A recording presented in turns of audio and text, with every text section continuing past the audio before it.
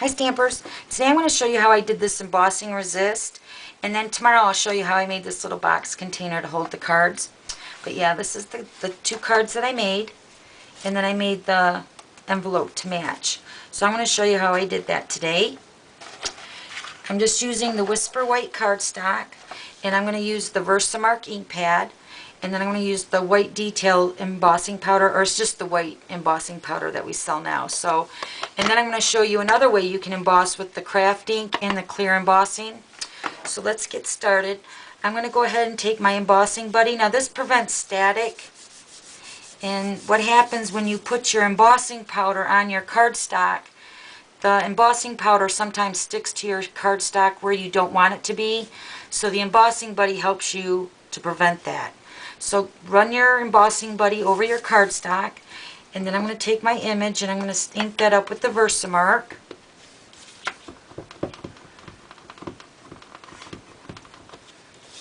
And I'm just going to stamp my image.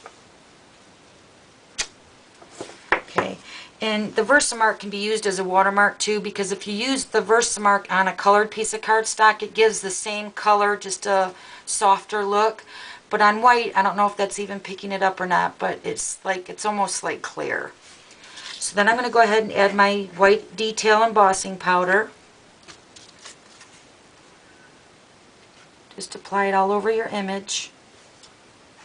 And then you want to save it, so dump it back into your container. I put the lid on so don't get blown all over the place. Alright, so there's your image with your white embossing powder on your stamped image. Now I'm going to go ahead and heat this up with the heating tool gun, so I'm sorry for the noise.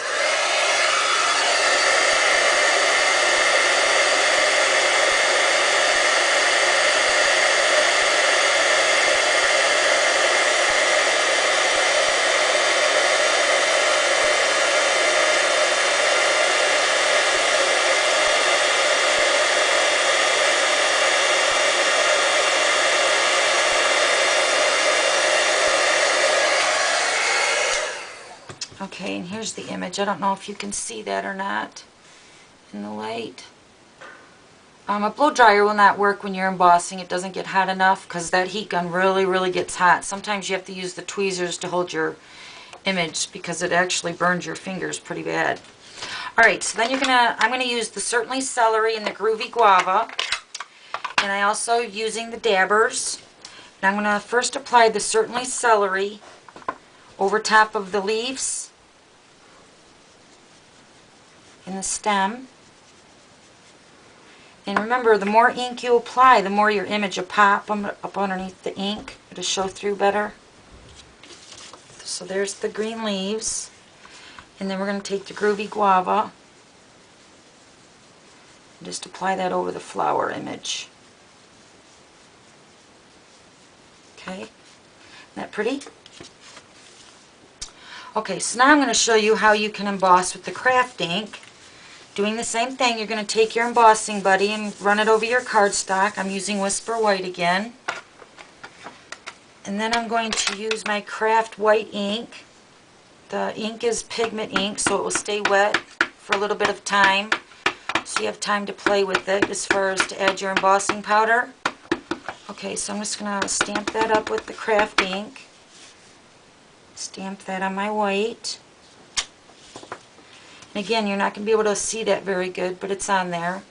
And then I'm going to use the crystal clear embossing. And I'm just going to add some powder on that. This is a big jar that I bought over 4 years ago when they used to sell this amount. I wish they'd sell that stuff in glitter that size. That would be so good. Okay. So there's your image with the craft ink and the clear embossing. So I'm going to go ahead and heat this up again. Pardon the noise.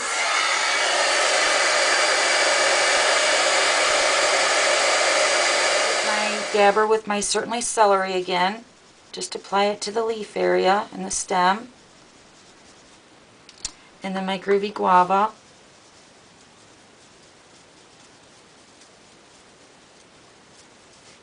Okay. Now the only difference you can tell is that the clear is a lot more glossier than the white. And it's a little bit more raised. but the look of it is pretty much the same. All right, thanks for stopping by. We'll see you tomorrow. Bye.